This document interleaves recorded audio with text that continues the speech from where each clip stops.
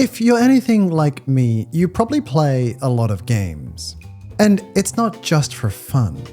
Much of what we play is for research, to see how others solve common problems, and to discover new ways of doing things.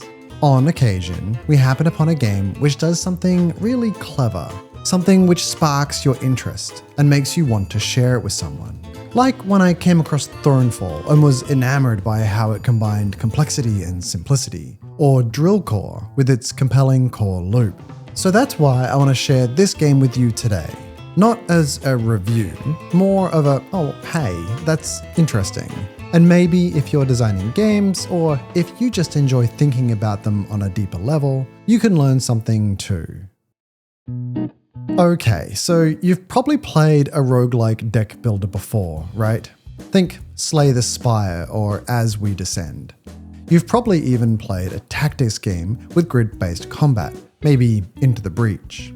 I know there's a lot of them, and if we're being honest, many of them kinda blur together.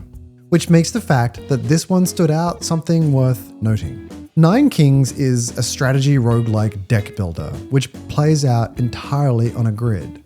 You choose from one of 9 monarchs, hence the name, each of which have their own themed style of play.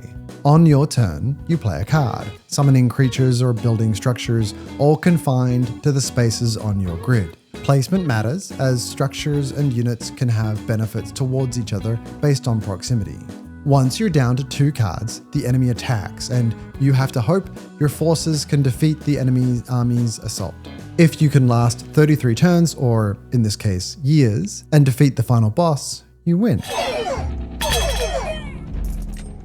It's gritty, lo-fi, and charming, with moody music and a minimalist art style, which all just kind of feel cohesive. Unlike most deck builders, where the cards you have are based entirely on your own character, in this game you have to rely on the kings you defeat as you play. You see, when you fend off an enemy attack, you get to choose a card as a reward. Those cards are populated based on the enemy that you just defeated rather than your own draw pile. Rather than optimizing and playing your deck, you have to be able to adjust your strategy based on the kings that you're fighting. This small change adds a clever strategic layer, as you're never really sure what you're going to get. You just have to roll with it, making decisions on the fly. This keeps every run fresh and unique, while also injecting a great deal of potential complexity into the mix. Beyond this twist on the standard deck builder concept, the game also loves it when you break it. In an interview I dug up, the developer Raphael said, "What I would love to see is people breaking the game."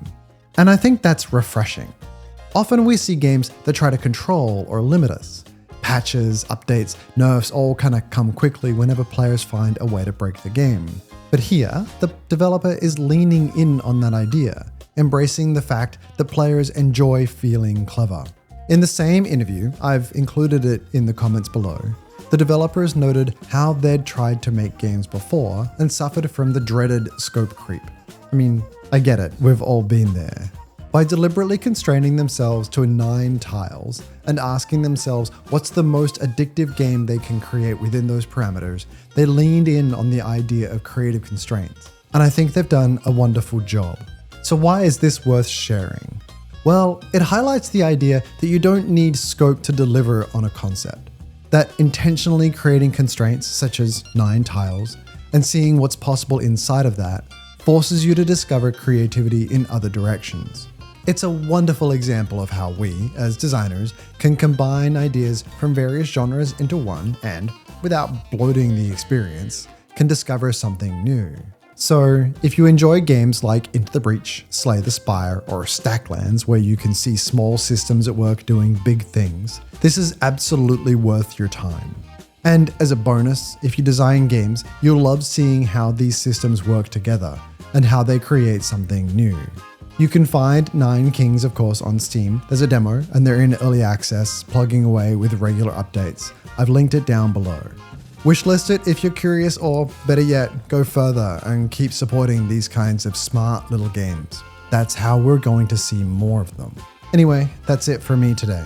Let me know if you try it, and if it taught you something too. Thanks for watching, and I'll see you again next time.